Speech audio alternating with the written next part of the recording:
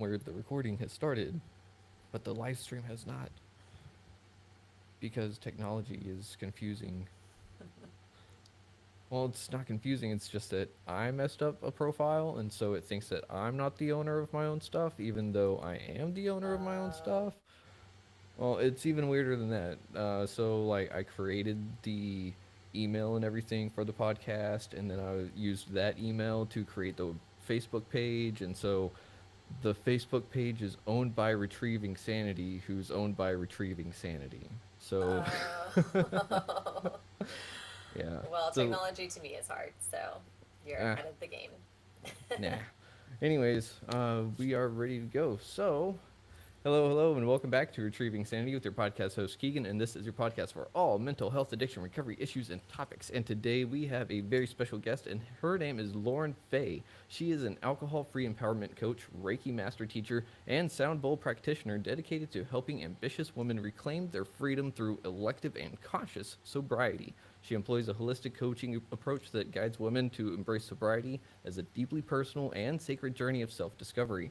Her method unlocks confidence, unleashes ambition and intuition, and fosters lasting transformation aligned with one's true purpose, values, and authentic self. So, Lauren, that is so awesome. How are you doing today? I'm doing great. Thank you so much for having me on your show. Of course, it's an honor and a pleasure to have you on because you've got quite a repertoire of, well, I don't think repertoire is the right word, is it? I don't know. You've got quite a background of experiences and you do a whole lot of help and good for the world, especially women. So, can you give us a little bit of background? Like, what got you to where you are today? Yeah, I have a very colorful background for sure. One of those, yeah, I blow with the wind and I see where I land. And part of that is military upbringing. So we didn't move as much as maybe some military families did, but we moved enough where Mm-hmm. I grew up in Hawaii, moved to Japan, moved to Washington State. I call Washington State my home. And so there was that, like, lots of transition. And I feel like I just kind of have been on the move my whole life. And in that came, Mm-hmm. that like sense of ungroundedness where you don't really know where your roots are, don't really know where you're from, don't really know where you want to live. Mm-hmm. And then paired with that was how do you establish a career if you're constantly on the move? Yeah. So for me, I actually went to school for news broadcasting Oh. and had all through high school, all through college, had my sights on being the next Katie Couric, and got my first job at a radio news station, and I didn't like it. Oh no. And so it was like fresh out of college, what am I going to do now? Mm-hmm. And that's really an underlying theme in my whole story is who am I? What is my purpose? What am I here to do? Yeah. And I just kind of filled the gaps for a while. Got a corporate job that had a great salary, but sucked my soul right out of my body. Mm. Went into Bummer. bartending, which pays great and obviously fueled my drinking habit. Mm-hmm. And then I really found purpose when I joined the fitness industry. And Oh. what I loved about that was, I was an athlete all through high school. I was a collegiate athlete. And so I know what hard work is. I know what Mm-hmm. it is like to push yourself. I also know what it's like to be pushed and to Uh-huh. be on a team and Mm-hmm. inspired by others. So I felt like this is it. I'm a teacher, and yet I was drinking more than I had drank my whole drinking career. Oh man. And it's very contradicting, right? Like you're a fitness instructor, so you think one's very physically healthy, and yet, I was drinking alcohol every night. But it was It, my ba- mental health that it, wasn't. it balanced each other out, you Yeah, know? it was That like I worked out all day, drank all night, and burned it off the next day through all my classes. exactly. That's exactly the logic that works. I have to say I do think that's why I fared okay in terms of like the physical repercussions of alcohol addiction. Mm-hmm. Is because I was so meticulous about my nutrition and about my working out. Mm. Yeah. So I think that helped keep her strong. Um, but that, even that wasn't it for me. Mm-hmm. And I ended up moving to a city I didn't want to live in, and Mm. and I got introduced to cocaine, which Oh. ended up being a part of my story, Mm-hmm. and it did exactly what it's designed to do, which is it took me down mentally. Mm-hmm. You know, Yeah. it's an upper that doesn't keep you up, No. right? Yeah. Yeah. So that's the long story of basically my physical body was okay through Mm. the alcohol, through the cocaine, but my mental health was not. And it got to the point where I knew I had to get sober. Yeah. It really became a matter of life or death for me. And Mm. again, not because it was going to kill me, but because my mental health was just so low that I didn't want to Mm-hmm. be alive anymore. Yeah. Yeah. And quite honestly, it scared me. Like, it scared me that I got to that point. And so I just honestly, like, made the decision to get sober. And to me, the big animal was the alcohol. Mm-hmm. I had no problem giving up the cocaine. The alcohol, though, was my identity. I was the Oh, red that's wine hard. drinker. I was the martini drinker, the socialite. Like, who would I be Mm-hmm. without it? So that was the harder ask. Mm-hmm. But I think that competitive nature really shined through where Mm-hmm. I don't like to fail. I don't like rework. Mm-hmm. I can do hard things. I know how to push myself. And Yeah. I've been sober ever since I made that decision.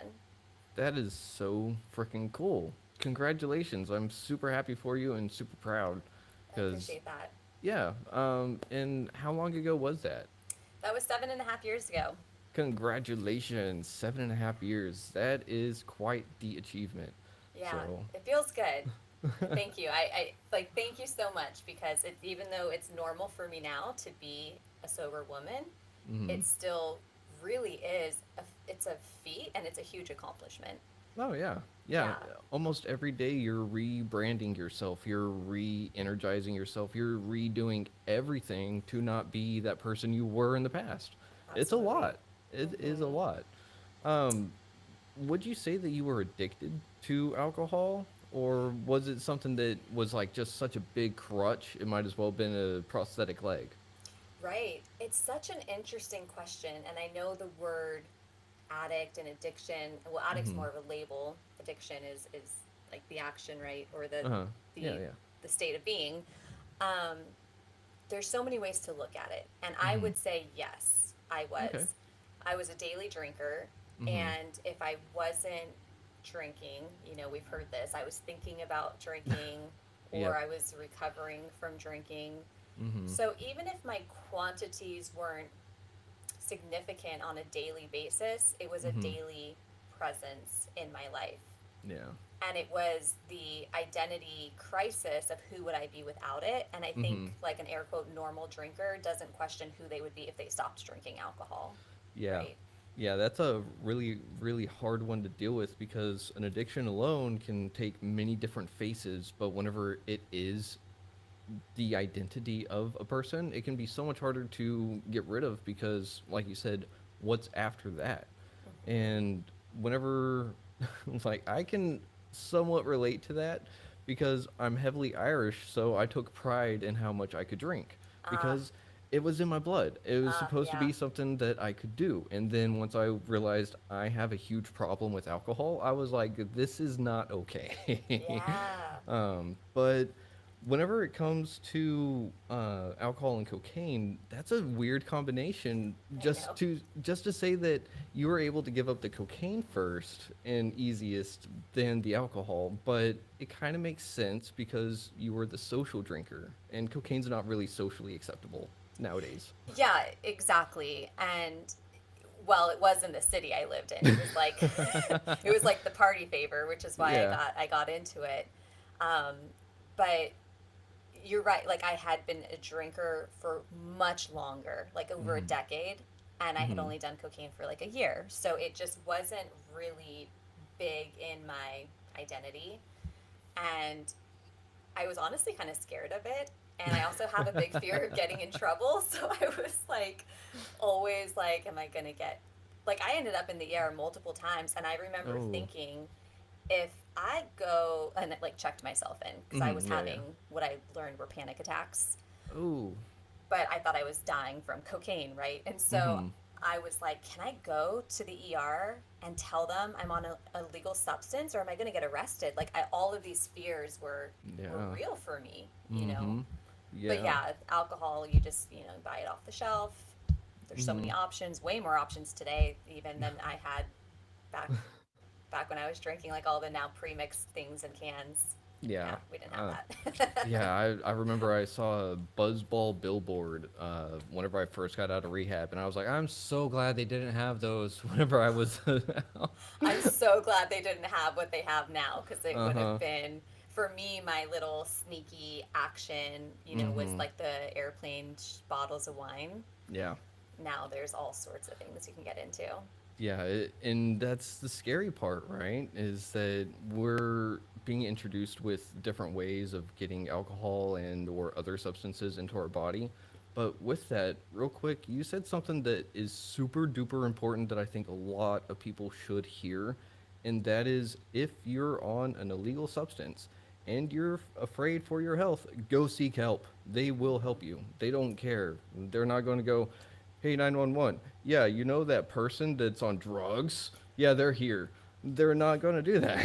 No, they are going to help you, and bless the angels in the ER that, took care of me. Yeah. But that is, I'm so glad that we get to share that with the audience, because to me, I honestly did not know. Yeah, yeah, Hmm. but that is a legitimate thing that it's illegal and I'm going to a place where I'm going to get help. So if Hmm. I'm doing something illegal, couldn't they just turn me away or get me in trouble or something? But it's so far from the truth, and I'm so glad that you fought through those fears and went anyways. So big, Yeah. big kudos to you on that. Thanks. Yeah, Yeah. Panic because attacks are no joke. I didn't know what they were. Yeah. yeah, and I've had panic attacks that have also landed me in the ER, not Hmm. due to drugs though, thankfully. Hmm. But that's even scarier, right? Because I didn't have anything to blame it on. Ah, very true. That's a great point. Mm-hmm. I thought I knew why I was having it, and of course it was obviously related. But to Mm-hmm. go through that experience and really have nothing to point your finger at, I imagine Yeah. would be very scary. Yeah. And you're able to sit there now and be able to be like, oh, yeah, I can see those patterns emerging before they happen. And that's kind of what you do with other people now, right? Especially Hmm. other women. Yeah, I do love to work with women because, again, alcohol really becomes an identity. Mm-hmm. And so I can relate to that identity as a woman. Mm-hmm. Um, but what's so great about what I do now is it's kind of full circle. Like, I get to be a teacher again, and that's what I love so much. And it's all from lived experience. Yeah. Um, And that's the best kind of teacher too, yeah, because you're going to be the person that someone comes up and says, hey, I got a question, and you're going to be like, I don't know the answer to that because I didn't go through it, so I can give you my experience and see if that lines up. exactly. Or I can give you a resource. And Mm-hmm. the women that I'm working with, I have to stay in my lane, right? So I'm Mm-hmm. not working with addiction or people that need medical detox or perhaps need to go to like a traditional treatment center. Mm-hmm. But these are women, they're business women, they're stay-at-home moms, whatever it might be, who it's like, yeah, I have an unhealthy relationship with alcohol, and Mm-hmm. it's self-declared, right? Yeah, yeah. And it's always that question of what is after this. And so Mm. it's helping the woman really create a life where she can eliminate the alcohol. And that's, I think, why my 7.5 years has been without relapse, is I immediately went into structuring a life where Mm. alcohol just couldn't fit into it. Mm-hmm. And then it kind of just started to fall away. you know Oh, the first yeah. year was definitely wonky, don't get me wrong, but it's like, if that's what I like to teach women. It's like, let's actually not focus on the alcohol, and Mm-hmm. let's focus on things that realign with your values, that make you Mm. feel good. And then eventually you feel so good, you don't want to bring back in the thing that makes you feel bad. Yeah. Yeah. So And yeah. that's a really interesting way to look at it too, because we're sitting here dealing with a socially acceptable drug. Let's just admit it, it is a drug. And we're trying to find a socially acceptable way to essentially redefine, recreate a person. And the one of the easiest ways to do that is to say, I'm too busy for literally anything else. Yeah, absolutely. Like this just doesn't work for me Mm-hmm. anymore. I'm too busy for hangovers. Yeah. I'm too busy to like day drinking, and then you feel the tapering off and Oh. you're just like you have to nap. Like I'm too busy for that, you Mm-hmm. know. And I've had a significant amount of grief, of loss in Mm. 2025, and alcohol was never an option. It didn't even cross my mind as a viable solution to anything I was experiencing. Mm. You know, it's Yeah. like if you're already feeling low and you have the knowledge of alcohol being a depressant, like why would you add that in? Yeah. Like Yeah. why make the hard harder? Mm-hmm. Of course, we Uh, don't know that when we're actively drinking, but it's once you know it, you can't unknow it. And then if you were to go back, it's just not as fun anymore, you know? yeah. Yeah. Crap. There was something you were talking about. It's not the original question I was just about to ask, but whenever you say an unhealthy relationship with, some Mhm. people might be asking, well, what does that look like? So, what would you define an unhealthy relationship with alcohol? That's a really great question because I think a lot of people try to trick themselves out of having an unhealthy Mm-hmm. relationship to it by quantifying how much Mm-hmm. alcohol they're consuming. Yeah. And it's like, well, I don't drink a bottle of wine a night, that doesn't make me.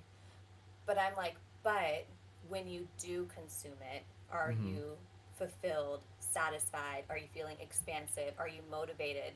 Are you feeling like you have a in your step in the morning? And if we start to notice how it is trickling out into many areas of life, again, it doesn't actually become about the alcohol itself.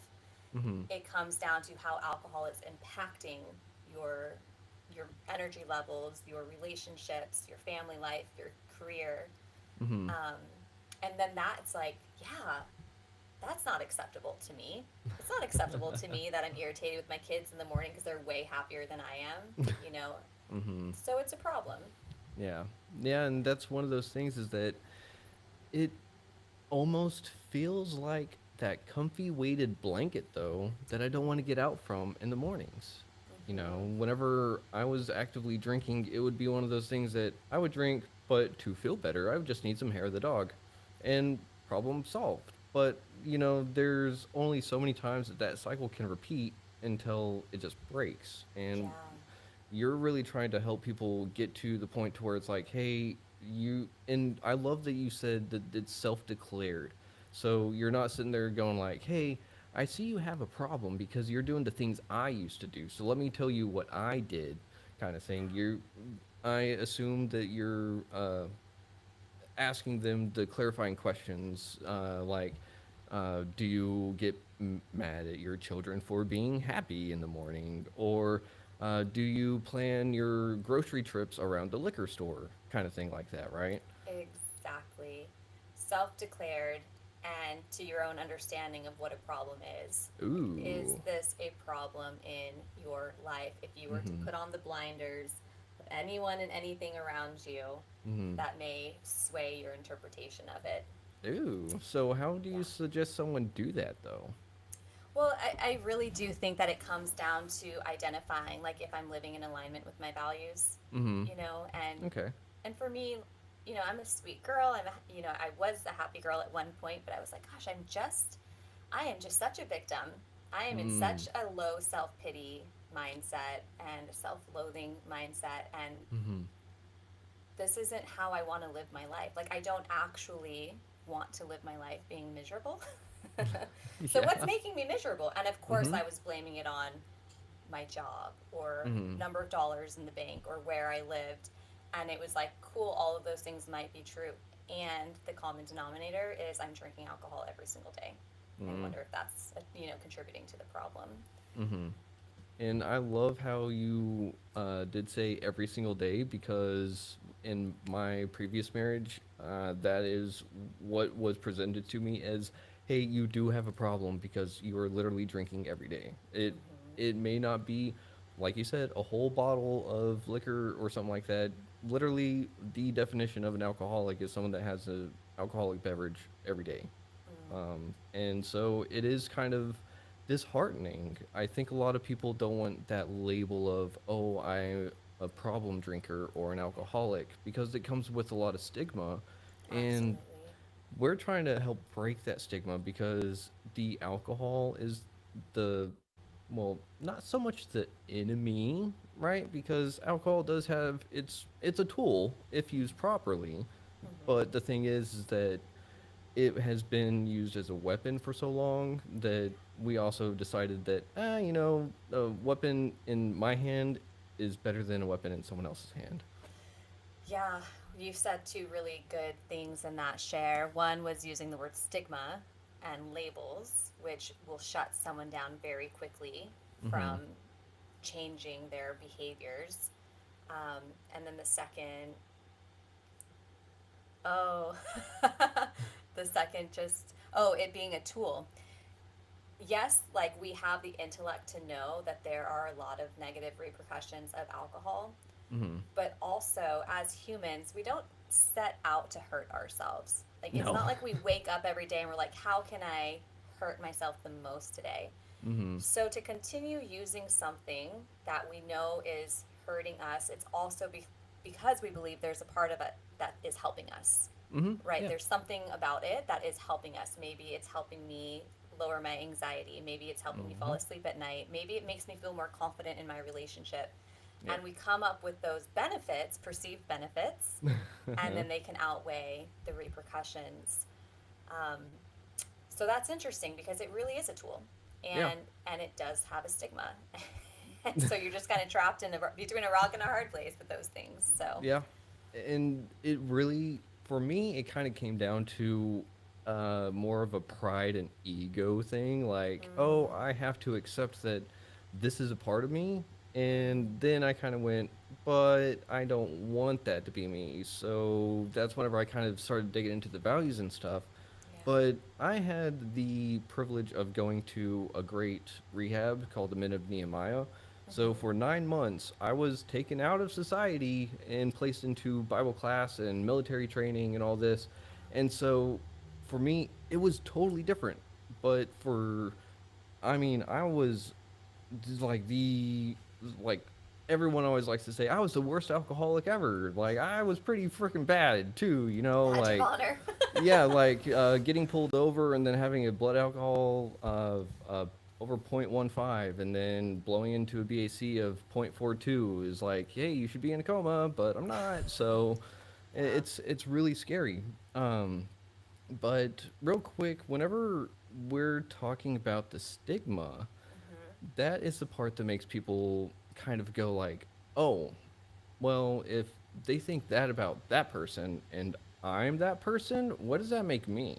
Right? Because 100%. for myself, I thought that I was a normal person. I thought I was like a normal Joe kind of dude, and then next thing I know, I find myself in a rehab, and it's not just for alcohol. So it was kind of like, who am I? Because I thought I was good, but apparently I'm not because I'm an alcoholic.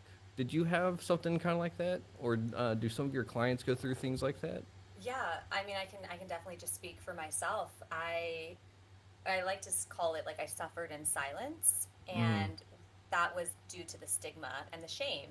You Mm-hmm. know, I was a smart kid, ambitious, could do anything she wanted to do, and I Mm-hmm. knew that I was not in a good place, and so it was Oh. embarrassing Mm. that I was in that place, and so I kind of hid it. I was a social drinker, but I Mm-hmm. also was a behind closed door drinker. Mm. And so I actually really did not like being publicly intoxicated. I would Oh. try to really manage my drinking, but as soon Oh. as I got home, you know, Mm-hmm. I would like watch TV and the next thing I know the bottle of wine is gone or something like that. Mm-hmm. So the suffering in silence was because the shame and the stigma of, well, if I am an alcoholic, what does that say about me? I didn't Mm-hmm. want to tell people that I felt like I was struggling, Yeah. Yeah. you know? Mm-hmm. And I also went to a treatment center, actually. Yeah. Yeah. Yay. Yeah. I checked myself into one because, like I said at the very beginning of this conversation, I decided to get sober. Mm-hmm. And so for me, I'm like, so what do I need to do? And it was like, we'll go to a treatment center. Mm-hmm. I didn't know of any other option, honestly. Yeah. Um, but I'm glad I went because it dried me out for 21 days. And I don't think I ever had a 21-day streak Yeah. of being It. alcohol free. That's awesome. Yeah. It's crazy what a place like that can do for someone. Yeah. And while I was there, Mm-hmm. I did call myself an alcoholic because they informed me that I was one. Mm-hmm. And so I said, okay, I will embody that. Uh-huh. And I wore that for a little while, actually. And to Mm-hmm. me, like in my mind, it was like, okay, cool. If I have this Mm-hmm. alcoholic disease, then I Mm-hmm. cannot drink alcohol. Yeah. And so it just was very cut and dry for me. Mm-hmm. And then as I progressed through my sobriety, I didn't like having the label. Mm, yeah. And so I dropped the label. But it did help me for Mm-hmm. a little while there, you Yeah. know? Yeah. Yeah. Yeah, for sure. I think that the label is good for that specific purpose of going like, oh crap, I lost my identity. Who am I? Okay, found it. Yeah. And Okay, I'm an then, alcoholic. yeah, yeah, and then it kind of gives that door to freedom of going like, oh, well, if this is who I am, like, what is past that door frame of everything? And Yeah. it's honestly, there's nothing different except we can't have alcohol. And we feel good. Yeah, and we feel good. It's Yeah. great. And whenever you started your journey, what was one of the things that just completely blew you away about sobriety? That you were like, oh, I forgot about that. Because, Well, oh, sorry, was there more to the oh, question? I was just going to say for me, I have those moments to this day. I'll just be like, oh, hey, I forgot about that. Or I'll have a nostalgia moment that I completely forgot about, you know? Mm. Yeah, I think that, quite honestly, if I'm being totally transparent, the first few months were just kind of weird. Yeah. Okay, so where I didn't necessarily remember all the good things yet because I was still trying to learn how to be a human in a society that's lubricated by alcohol. Mm-hmm. Mm-hmm. I was still, even if you don't require a medical detox, your body is still going to detox. Yeah. And so I was in the disrupted sleep patterns. Mm. I was in like the weird energy burst patterns. So the first few months were kind of like, okay. Mm-hmm. The challenge for me was I wanted to take on the world, but I Ooh. felt like a rock. And it was Oh. very confusing because I Mm-hmm. thought as soon as I stop these things, I'm going to feel really, really good. Oh. And you do. It Mm-hmm. just takes Y- time. yeah. Yeah. That's really interesting because it really, whenever I think back to it, it's kind of similar to mine. My only difference is that I literally had military training to do, and quote Mm. unquote military training for anyone out there that's going to be like, Minna Nehemiah is not military. I know that, but Yes, um, it's the concept. Yeah. yeah. But it was really interesting being able to go like, hey, like I stopped this. Why don't I feel better now? Yeah. And it was a lot of learning that there's been damage done to my nervous system, damage done to my brain, damage done to my body, damage done to literally any part of myself was in some way, shape, or form corrupted in a sense. Yeah. Um, oh, sorry. No, I agree. Like all of those things, we have to learn those things. Mm-hmm. That it's not just flipping a switch. If we Mm-hmm. think about the fact that we're over consuming um, a poison Yeah. every single day, and the fact that our organs, our cells, our blood have to literally work on overdrive to save itself from the Mm-hmm. poison every single day, then Mm-hmm. when we remove the poison, the body's just like, oh my God, I'm tired. Like, I just need a minute. Yeah. And during that time is also when emotions are coming back online, Mm-hmm. right? It's when the brain is trying to like figure out how to exist with all the neurotransmitters up there and all the pathways that we've carved. So Mm-hmm. it's whether or not you are abusing it quantity wise, Mm-hmm. if you're consuming something that's not meant to be in the body, there will be some level of repercussion and some level of corrective maintenance. Mm-hmm. Yeah, and that's kind of the funny part too, is that people like to find the sweet spot, Yeah. right? Because if I have just enough, it'll be just enough to get me Yeah. through just enough. Yeah. And the problem for me was that the tolerance just kept going up and up and up and up, Yeah. and I kept finding more and more excuses to reach for my liquid courage, my tool, or whatever. And in fact, it was more along the lines of I had to start really fighting myself to be able to say I was ready to give it up. But Mm. it took a lot. And real quick for you though, you are also a Reiki master teacher and do other things on top of that. So, real quick, which one is your favorite way to re-energize yourself? Mm. The best way that I re energize myself is through ecstatic dance. Ooh, So really? I'm a big advocate in somatics. Uh I'm a huh. really big advocate in moving your body. So I'm also a yin yoga teacher, Mm-hmm. kundalini yoga teacher. Nice. I just feel like, alcohol just disconnects us from our body. Mm-hmm. Reiki is a gorgeous way to connect to love. Sound is a fantastic way to kind of send vibrational healing through the body. But Mm-hmm. there's something about movement to me that makes me feel alive. Mm. And that's Yeah. exact opposite of how I felt when I was drinking alcohol. I don't think I ever woke up and was like, I feel so alive today, But when I was teaching fitness classes, I Mm-hmm. was feeling alive. Like Yeah. that was the 1 hour where I was just, again, motivating the clients and my energy was up.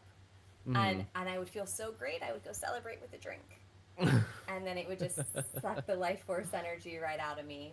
But Mm-hmm. yeah, I think that moving your body, whether you're walking or shaking or dancing, is just a great way to come back to it, you know? Yeah, yeah. There's an African proverb. I'm not sure if you know.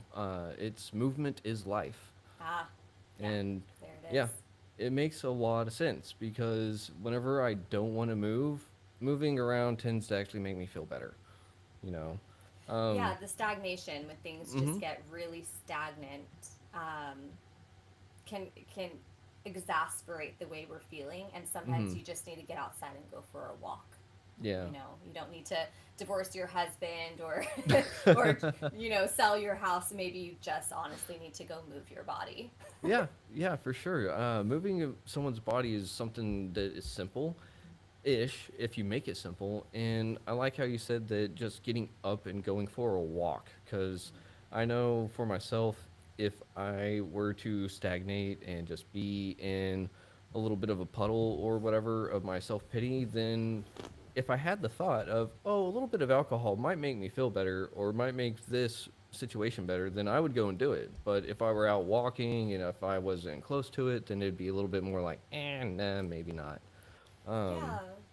Something that I really experienced too, both while I was drinking and when I got sober, hmm. was because I was a behind closed door drinker, Mm-hmm. I was inside a lot, And then the more I drank, the less I wanted to go out into the world. Like I didn't want people to see me slosh.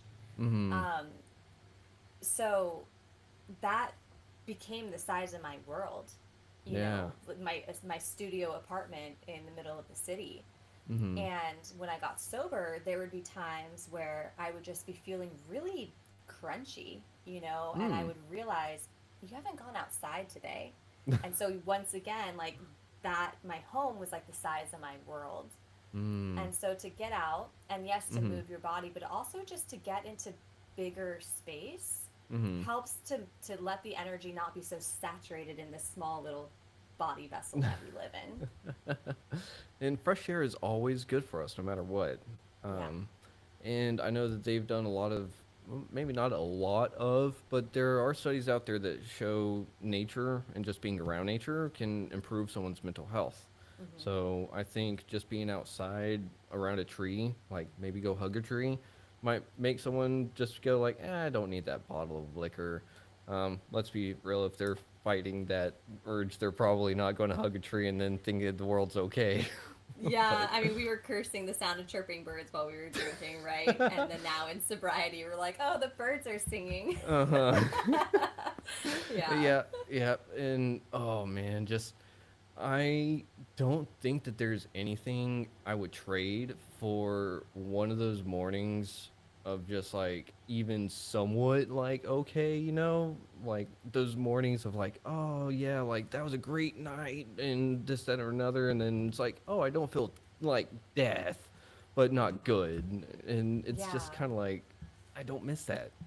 I I don't. don't miss it either. And it doesn't mean that every single day in sobriety you feel like a rock star. No. Mm-mm.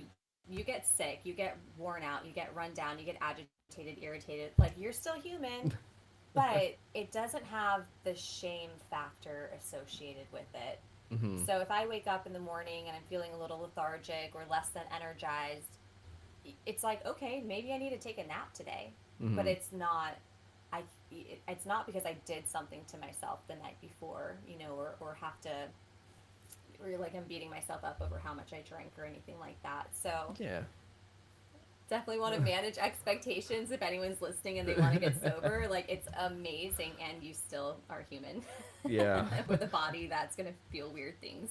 Yeah, yeah. I think now that you mentioned it, I think the only time I should compare myself to myself, especially, is whenever I'm looking from my sobriety aspect to my used to be drunk or high aspect, because it's like looking back, usually a lot of the time, like you said, it's filled with shame, but it's also filled with the things I don't want. But it's also one of those times that it's kind of like a mirror where I'm seeing myself again, but then I can take that step back and be like, oh, wait, that's not me. Woohoo! Like, I'm good. Yeah. I mean, I just don't think there's really anything I miss. And Mm-hmm. I'm not just saying that because I'm an alcohol free empowerment coach. I truly, I have had so many opportunities where I could have consumed alcohol, even just a sip, to be part of the group conscious, Mm-hmm.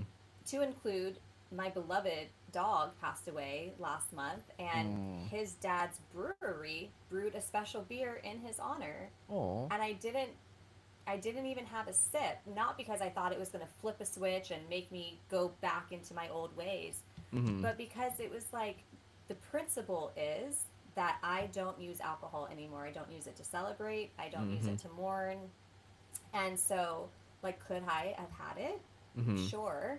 Would it have made me an alcoholic? No, I don't think so. But I also feel very like proud of myself that I haven't had a sip of alcohol since I stopped drinking alcohol, and I didn't want to turn that over. And I knew my dog would understand. Like I don't need. He's like, you don't need to drink the beer, mom, to celebrate me. You know what I mean?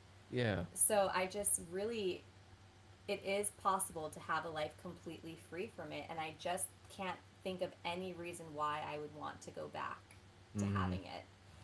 And for those that do go back and they're able to regulate it and they're satisfied, like that's super great. But I Yeah. truly feel like I would maybe have a small reprieve where it's enjoyable, Mm-hmm. and then it would go back to the obsession of wanting it or thinking about it or planning my days around it. And I Yeah. just don't want to go there. Yeah. Yeah. It's scary. Like, I'm right there with you. It's one of those things that would it? I don't want to. It's not worth it. Like Mm-hmm. that's right there is not worth it. It used to be one of those things like I don't know the answer to, so I might as well find out. But it's one of Mm-hmm. those like, hey, I know a possibility, and it's one that I don't want. So it's Yeah.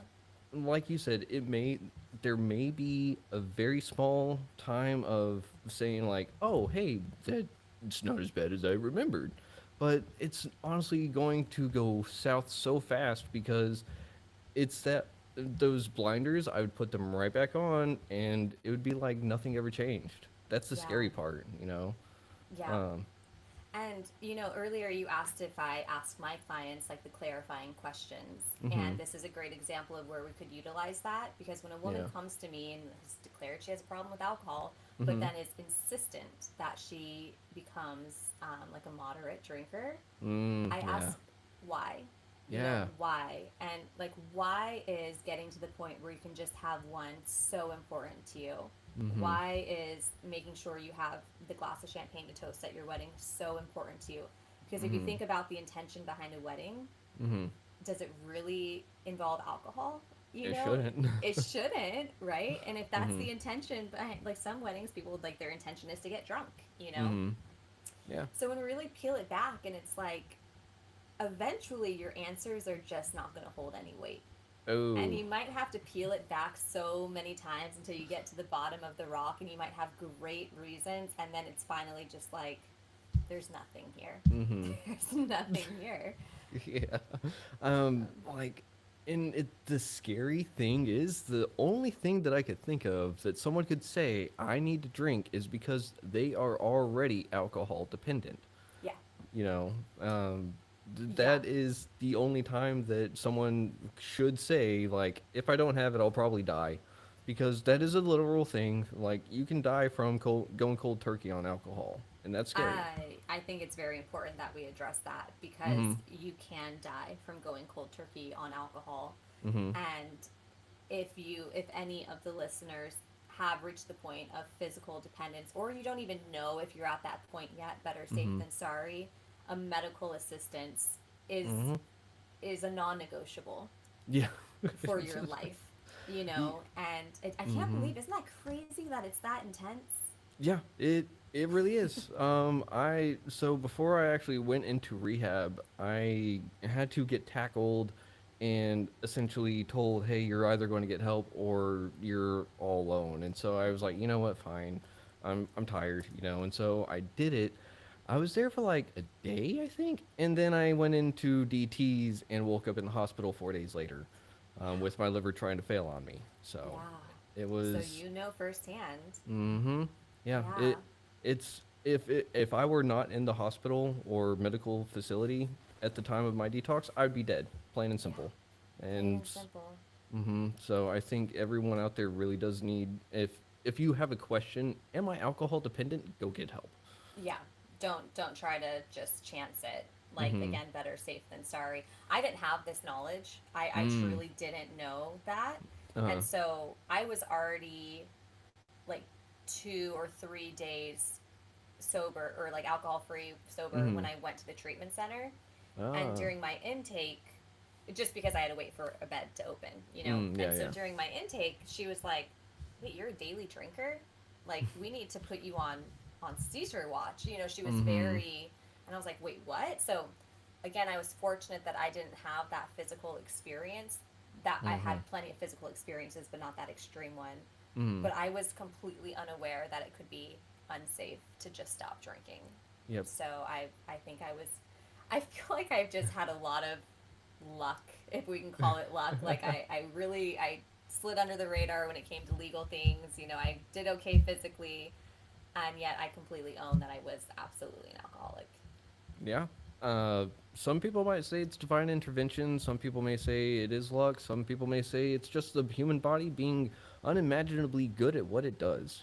No, the body wants to stay alive, It right? The does. body wants to be healthy.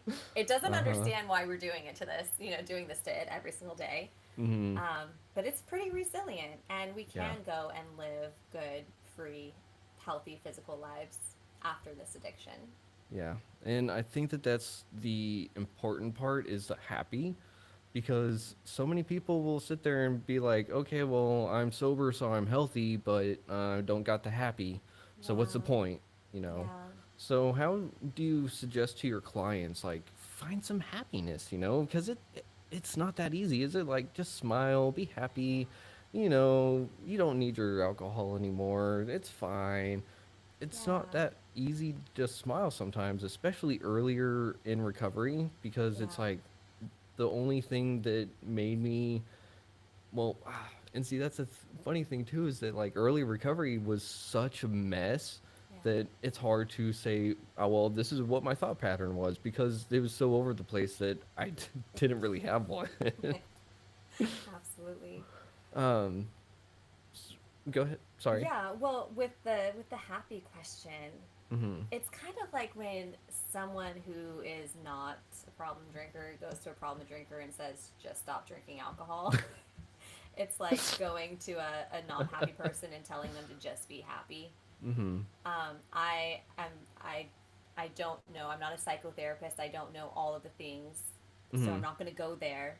But I do believe first and foremost, before we reach for everything external that can maybe air quote give us happiness, Mm-hmm. it's an inside choice. Ooh, yeah. And I wanted to be happy. Mm-hmm. Was I happy right away? Probably not. Again, it was a weird time. Mm-hmm.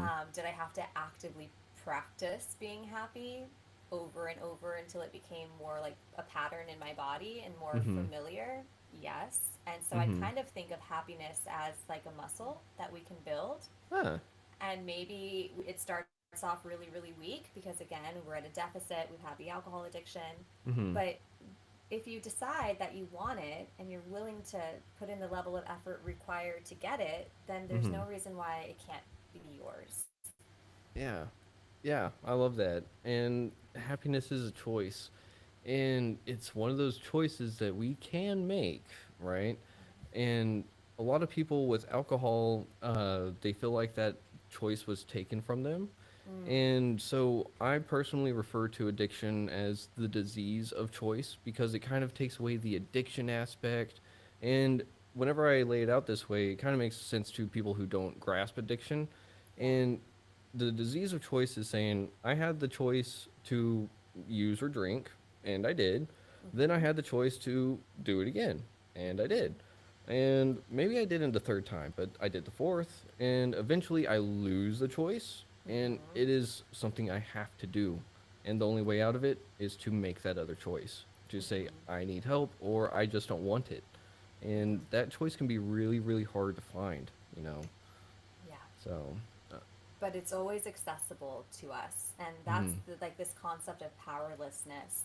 mhm, I completely concur that once I started consuming this highly addictive substance, I became addicted. I did exactly what it was designed to do. I got addicted to a highly addictive substance. mhm, And there was that feeling of like, you don't want to drink, but you're doing it anyways. And it's just such mhm, a bizarre, and again, if you haven't had this unhealthy relationship with alcohol, you'll have no idea what we're talking about. mm-mm.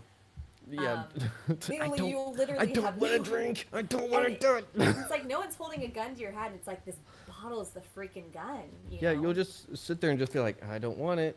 I Yeah. don't want it. Oh no, I'm gonna.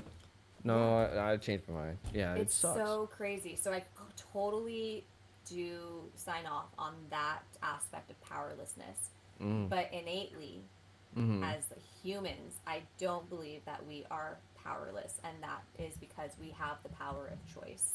Ew. And it's just learning how to execute that power. Ew. So I like choice is that. always available. Yeah. Sweet. So you use choice as an active tool to help, well, choose your path, right? Absolutely. And we can break it down, like even Mm-hmm. just to put it into an example of alcohol, there's so many decision making points along the way. Mm-hmm. First you have to decide to stand up off the couch, then you have to decide to walk to the kitchen, and then to put your hand on the fridge door, then to open the fridge door, reach in, grab it. You have to decide to Oh, open it. At that. any point along the way, you can change your mind, right? Yeah, yeah. Because the addictive alcohol liquid chemicals don't do anything until it's in your body. Mm-hmm. So Yeah. you have so many points to make a choice to not put it in your body. Yeah. That's Yeah. see, and I don't know if like I think I had this thought in active addiction, and I'm sure I did, but it's one of those fleeting thoughts where it's like in and out. And for some reason it just stuck right now where you said at any point I could have stopped. I mean, because in the active addiction mind, it's like, oh, I want to drink. Gotta go get the drink, whatever it takes to get the drink. And for me, it was bad enough that my shakes would stop if I got the bottle in my hand. Ah, Yeah. That was enough to stop the shakes, but it wasn't enough to keep them at bay, you know? But for some reason, it just actually hit that along the way to the store, I could have done a U turn. Along the way to the kitchen, I could have just stopped in the dead of my tracks and just said, never mind. but I didn't. I didn't. Yeah. And So again, I do believe there's a point where we get hijacked. yeah. You know, Mhm. so yes, could have made a U-turn. I mean, how many times did I have the glass of wine in my hand and I didn't even remember opening the bottle? You Oh. know, not because I was blacked out, but because it was Mhm. such a habit. It was muscle Mhm. memory. Yep. Muscle Um. memory. Yeah. So, real quick, we are nearing the end of this episode, which sucks because this is a really good conversation. So I gotta ask, no pressure, of course. Do you think you'd like to be back on the show at some point for another episode? Oh, absolutely. I would love to. Sweet. In fact, I'm currently writing a book, Oh, are and you? it would be so fun to talk about that with your audience. I just feel Yeah. like we hit on so many of the things actually, and I just love having this conversation where this is the dialogue that's going out into the world. Yeah. So this was a very empowering conversation, and I like that so much. Yeah, it is freaking amazing. I know I read the title of your book, but I forgot it. Can you reiterate it for me and the audience? Yeah, it's called Blurred Lines: Ooh. My Reclamation of Power from Alcohol Addiction. P.S. You are not powerless. Oh. And it's memoir, so it's storytelling, Mm-hmm. um, where I hope that the reader can interpret their own understanding and lessons from the storytelling. Oh, nice. That's going to be super duper cool. Do you have a day on when you think it's going to be out, or? It should be out. So we're at summer 2025. Oh, sweet. Sober Yeah, Summer 2025. sober summer. And summer is a tough time to get sober, right? Mm-hmm. Yep. So hopefully this can go out into the world and support people. Yeah. And I mean, spring break, summer break, then you got Yeah. fall break, then you got winter break. I mean, There's if you always think. there's always a reason. Again, I got sober in January, but it Hmm. was 4th of July that was my most uncomfortable experience. So Really? I had all those months of practice. I Uh had my huh. birthday. Uh huh. There was St. Patty's Day, which was when I got an alcohol concussion. Like I had Oh. these, but it was 4th of July that I was like, is there really a point for this holiday other than drinking alcohol? I don't think so. And I did not know what to do with myself. Fair enough. I Yeah. mean, that is one of those holidays where there's not a lot of stuff to do besides cook, drink, and blow stuff up. Um, Exactly. and well, Exactly. like for me, I had my great grandparents' wedding anniversary, but that was like the family get together to do all those other things. Yeah. Yeah. Yeah. So I'm just so glad that you've made it through everything and that you are leading the way for a ton of other women to help get their life away from alcohol in an unhealthy manner. Uh, and I do also appreciate how you can acknowledge that there are moderate drinkers out there, and if they want to and can do it, more power to them. There's Absolutely. nothing wrong with that.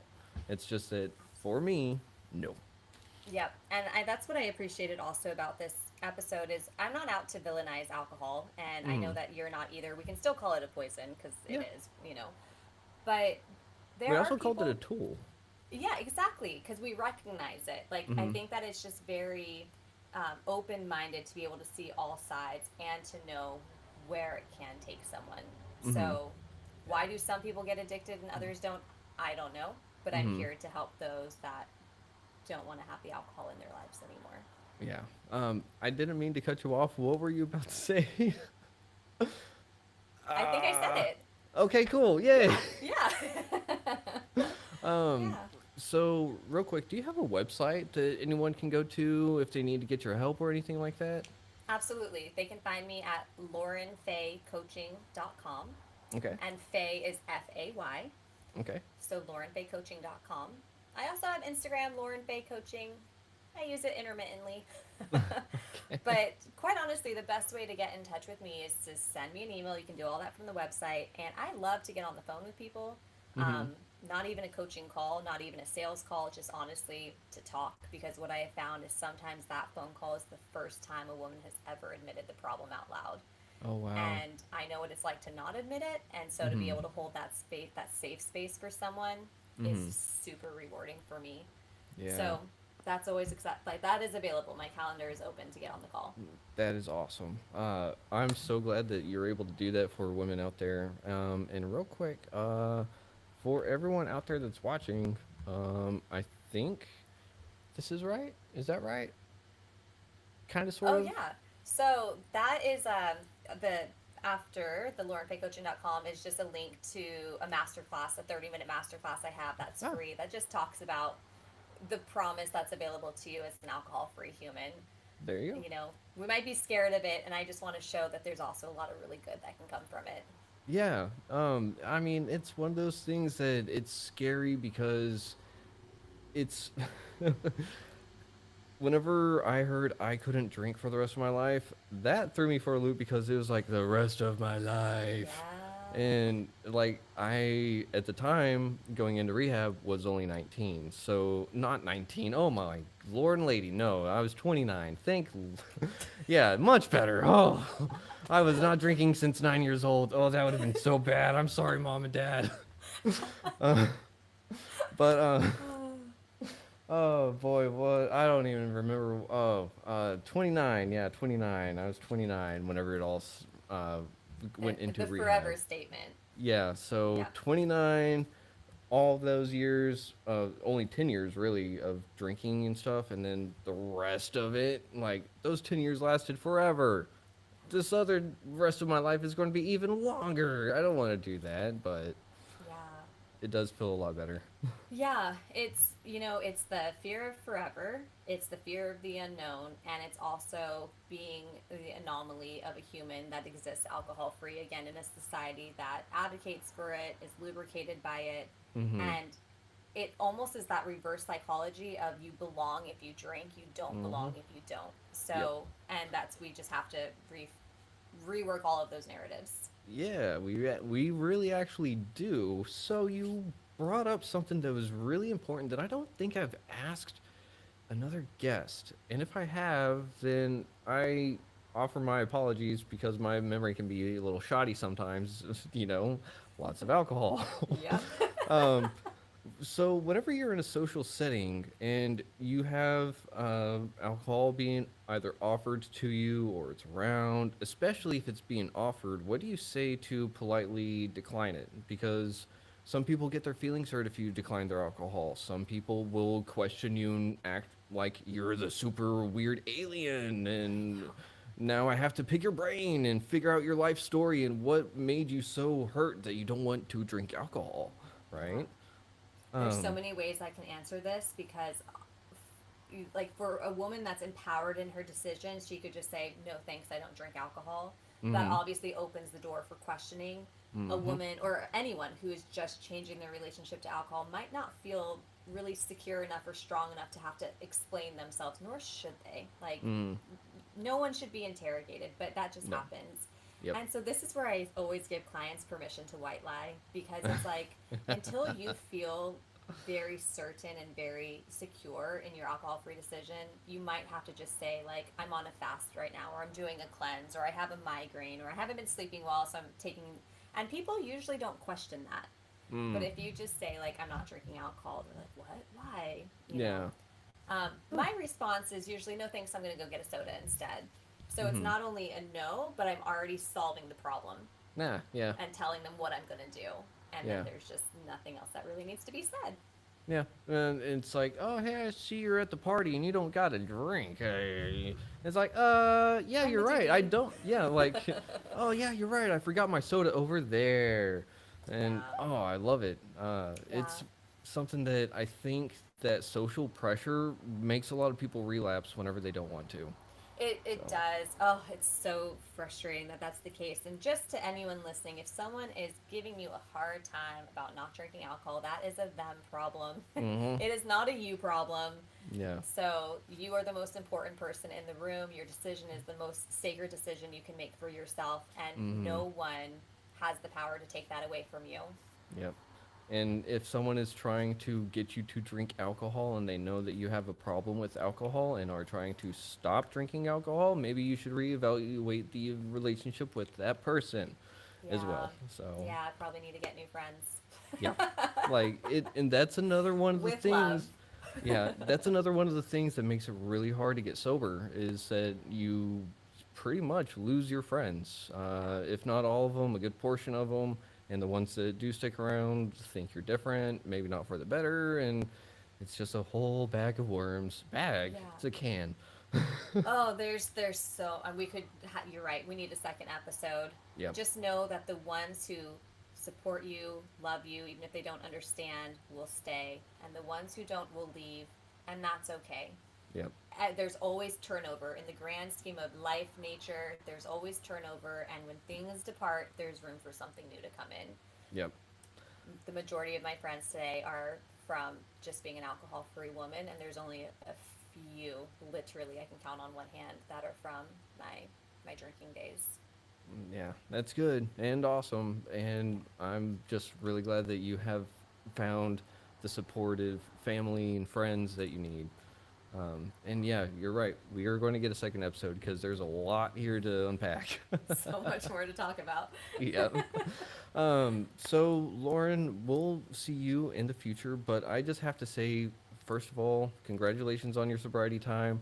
Congratulations on helping out other women through everything that they are doing and just helping out anyone that comes to you for help because that's what the world needs, you know? So, Thank you. of Better course. done together. Together we rise. Yep. Appreciate that. And congratulations on your sobriety, too. Well, thank you very much. I appreciate that. So, everyone out there, thank you for listening to Retrieving Sanity on WDJY 99.1 FM. And don't forget to check out Lauren Fay Acton's. Did I say that right? Yes, I go Okay. by Lauren Fay, but that's my Okay. full name. Yep. Yep. Be sure to check out her website and also check out her book. I forgot the name of it already. It is a Blurred long, lines. Blurred Lines. I was like, it's so perfect for what it is, and I forgot it. Blurred Lines. So thank you everyone for listening. Check out her website. Check out her book whenever it's out. And as always, thank you for listening to Retrieving Sanity on WDJY 99.1 FM. Have a great Friday or whenever you're listening to this. And much love. Schlan. All right. And stop. We actually